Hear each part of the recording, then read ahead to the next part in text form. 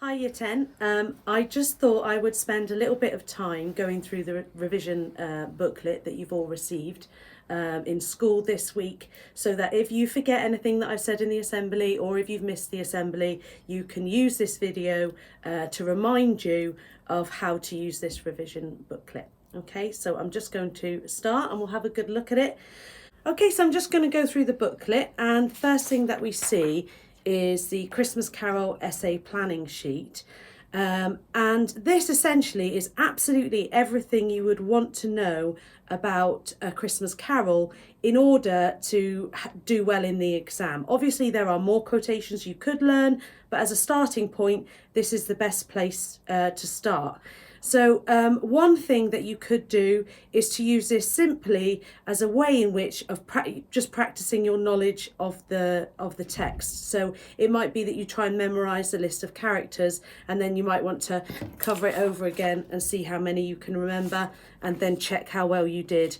The same goes with themes and the quotations. You might also want to think really carefully about Dickens's influences and ideas, and see how much of that you could remember. Don't forget that a lot of the exam requires you to remember stuff that's happened in A Christmas Carol, so therefore testing your knowledge is a really good way to revise. Another really strong way to revise is to make links. So for instance, I might choose myself a theme in my revision, and I might say I'm going to choose the theme of family, for instance, and then I'm going to look across here and see what links with the theme of family. So for instance, we have So for instance, we have the quotation, Scrooge was the ogre of the family, and the mention of his name cast a dark shadow. So that's in reference to the Cratchits and how they're quite united in their dislike of the character of Scrooge. And obviously that links with Bob Cratchit, Tim Cratchit and Mrs. Cratchit. And I might then link these ideas together, and then I think to myself, well, what is Dickens trying to say about family? What is Dickens trying to use the theme of family to explore? And we know that this family lives in poverty, for example, so it might be that Scrooge is presenting this family to us in a way that makes us feel sympathy for them, just to advocate a more generous, community-minded spirit in society. So for the reader to basically think, this treatment of this family is wrong, and therefore I agree with Dickens in that society should be more generous. You can see as well that I've taken an example and I've given you a little write-up of my own. So in this case, I had a look at the portrayal of Scrooge, and I've set myself a question already. So how is the theme of compassion explored in A Christmas Carol? So I've looked back on my sheet. There's the theme of compassion. I decided to link it with this quotation, and then I decided to link it with this key idea here to demonstrate that even the most miserly and selfish are not beyond redemption. So all that really is left for me to do is for me to analyse this quotation and to link it to this idea. The what is just me saying something about Scrooge, and we know, as far as compassion goes, Scrooge is cruel and uncaring. He doesn't care about people. It's demonstrated here, and the reason it's demonstrated is to show that the most miserly and selfish are not beyond redemption. And then I've used this to write down my ideas that I've formulated from the sheet before. So through his portrayal of Scrooge, Dickens demonstrates that he is cruel and uncompassionate. So that's my what. Then I'm taking my quotation that I've already found on my sheet, and I've talked about how the dual adjectives hard and sharp reflect how generally unkind and uncaring Scrooge can be. And then I've looked closely at the language, and that's what you should do each time. Just look really closely at the language. Then I've thought about the why. And again, I've just taken this wording to demonstrate that even the most miserly and selfish are not beyond redemption. That's from the sheet, and I've expanded upon that here. Okay, and then you can use the rest of this sheet to come up with lots of example what, how, why paragraphs. You can continue with this question if you want to, or you could set yourself a different question. And there are there are sheets here that you can use. So we've got this essay plan here. How does Dickens present Bob Cratchit in A Christmas Carol? And again, you're going to have to look back at the sheet, find ideas, and then come back and use them on this sheet here, just like I showed you. There's another sheet there, again for the same purpose. And here are some suggested essay topics if you're struggling to think of any on your own. Moving on. Now, unseen poetry, I think, is harder to revise because obviously the skills are the same. So if you want to practice writing what, how, why paragraphs, you already know how to do that from English literature lessons. We do what, how, why paragraphs no matter what text we're studying.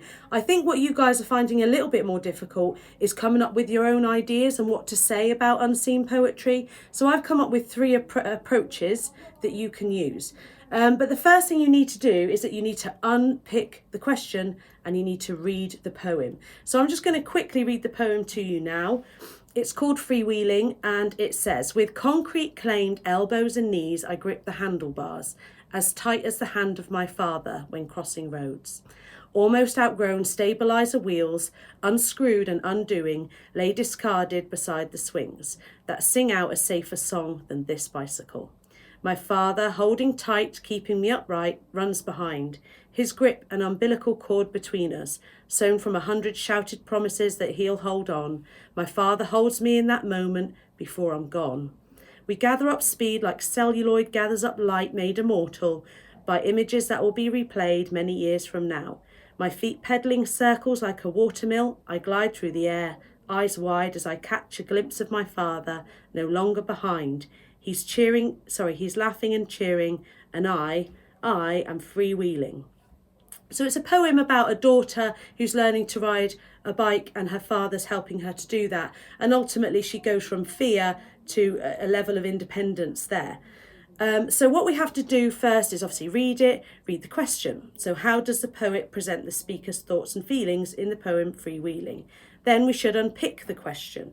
And that basically means picking out the key words so that we remain focused on the right thing when we answer the question.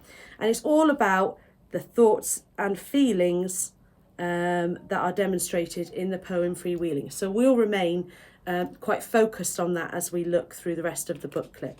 So the first approach is the 3-2-1 approach. And for that, all you need to do is write down 3 things you know, 2 things you can infer, and 1 question.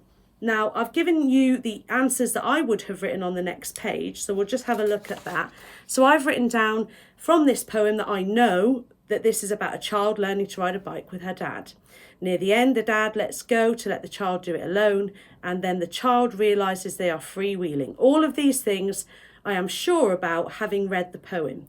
Now, when we make inferences, we're generally thinking about thoughts and feelings. So I've thought about maybe line 1 here might mean that she has fallen before, because it says concrete claimed elbows and knees. And that made me think about the effect that the ground has on you when you fall, when you've been running or riding a bicycle.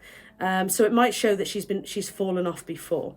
In line 2, grip means not just holding them, but gripping.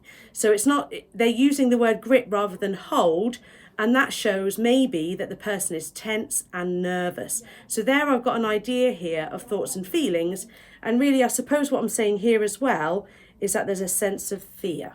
Now I do have a question, and you guys will have questions about the poems you read.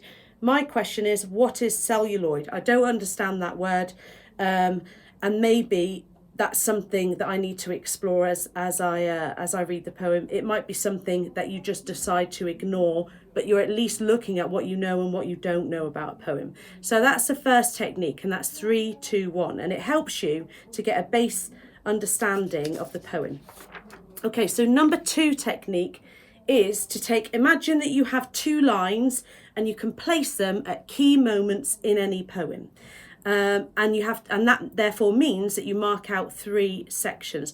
Now I've taken 2 lines and I've decided to put my first line here because what I noticed was the focus of this section of the poem is all about the past. So it's all about how the writer has been injured in the past learning to ride a bicycle, and and how stabilizer wheels have laid unscrewed next to the swings in the past.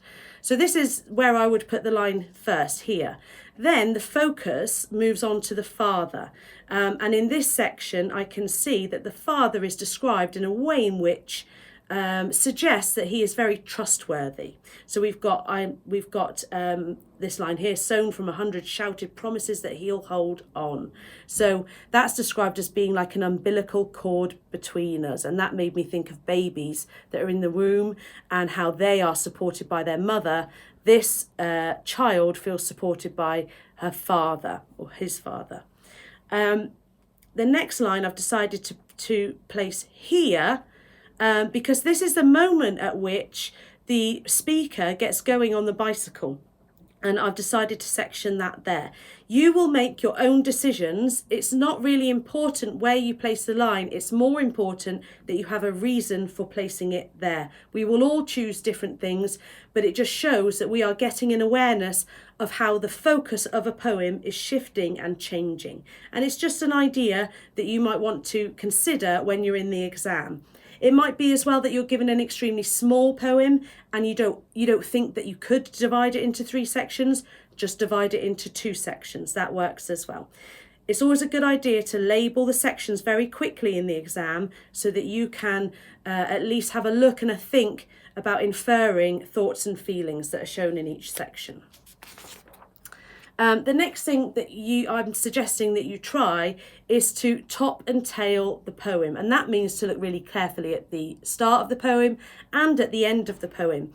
Poets have this habit of illustrating their key ideas right at the beginning and right at the end of a poem. So it's always a good idea to look at that. We've got this poem, the name of the poem is Freewheeling. That could suggest a level of independence.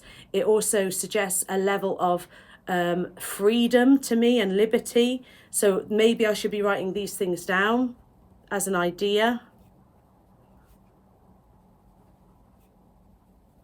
And don't forget, this is your booklet, so you can do whatever you want with it. Concrete claimed elbows and knees. Again, like I said earlier, I think this illustrates fear. And then when I look at the last line, I am freewheeling. So again, it links with the title. So there is a clear link, and it sort of confirms my idea that this is a poem about learning independence and freedom. But you can also see a progression. So now you know that the speaker has progressed from feeling scared to feeling confident. And that's definitely something you can write about in your analysis of the poem, because don't forget, the focus of the question is all about thoughts and feelings. And obviously these two are feelings felt by the speaker. Okay, so you can see here, and this is important to look at because I'm afraid your copies are in black and white, and you can see here that I've used lots of my ideas that I've come up with here to write 3 what, how, why paragraphs. And I've colour-coded each paragraph so that you can see each section of the paragraph. So you can see that the whats are coloured in green, the how, so how the writer and the poet are achieving their aims, and in the why section you can see what's the point, so what is the poet trying to show about life, and you can see for yourself when you read it through how that's explored by me in this example. You have a task here, so you could complete this analysis, because I haven't focused this on the last section of the poem, only the first half really. So you could complete this if you want to at home as part of your revision. That would be a good thing to do. So just remember, your the key things that you need to learn are to think 3, 2, 1, section the poem and top and tail it. I've given you a fresh poem to try there, so I suggest you do all of these things with this poem.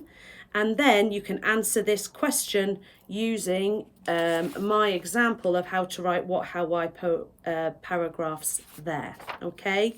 And then, because we need to compare poems in the exam, I provided you with another poem that I would like you to 3, 2, 1, to section and to top and tail. Then you're going to need to answer this question.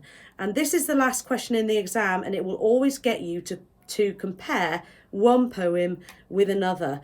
To help you, I've provided you with some sentence stems And if you want to write an essay based on these two poems, you can share that with your teacher when you get back, and you can get some feedback about how to improve. Similarly, you can do that with a Christmas Carol as well.